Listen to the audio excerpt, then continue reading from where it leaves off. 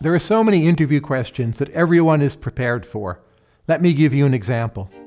What was a mistake you made in your previous job? A lot of candidates just aren't prepared and they won't have a good answer. So in most cases with better candidates, you're really just testing for prep. What does their prep look like? But if all you're doing is testing for prep, then all you're going to get are a bunch of conscientious people who are well prepared. For a lot of jobs, that's just great. It's fine. But for more creative jobs, you will be losing out on the bolder, more daring candidates who have other qualities because all you did was test for prep. For many jobs, great. For other jobs, that's terrible.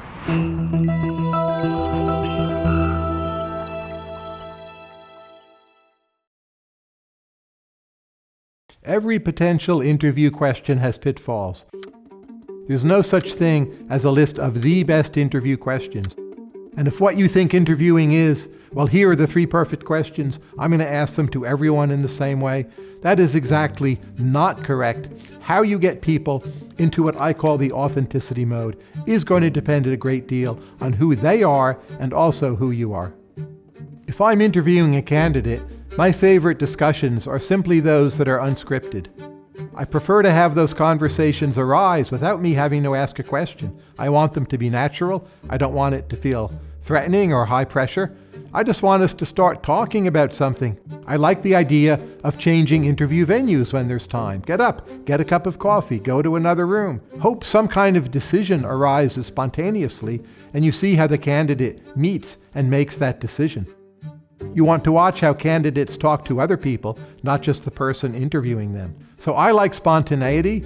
Exactly how to achieve that will depend on the context, the job, how much time you have, and many other things. But you would like some sense of how they perceive the social hierarchies around them, how they feel they fit into those hierarchies, how ambitious they are, how they think about their roles in teams, and any way that you can get the person talking about a topic where those issues come up. But I think it's important not to obsess on your favorite pet question and getting your favorite pet answer. You just want to see how the candidates process ideas. How do they think? How do they value? How do they treat other people? How do they talk about their relationships with other people? Those are the places in an interview where I like to be.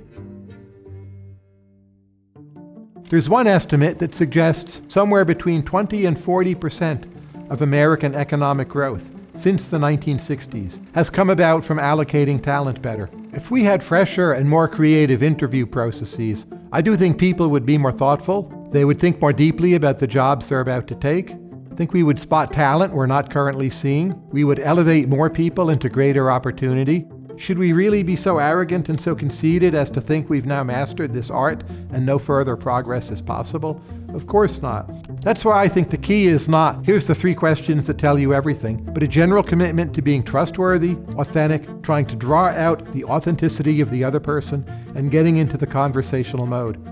And a way to make progress on that is to seem trustworthy by actually being trustworthy. Because one thing human beings are great at is sniffing out hypocrisy in the people they're speaking to.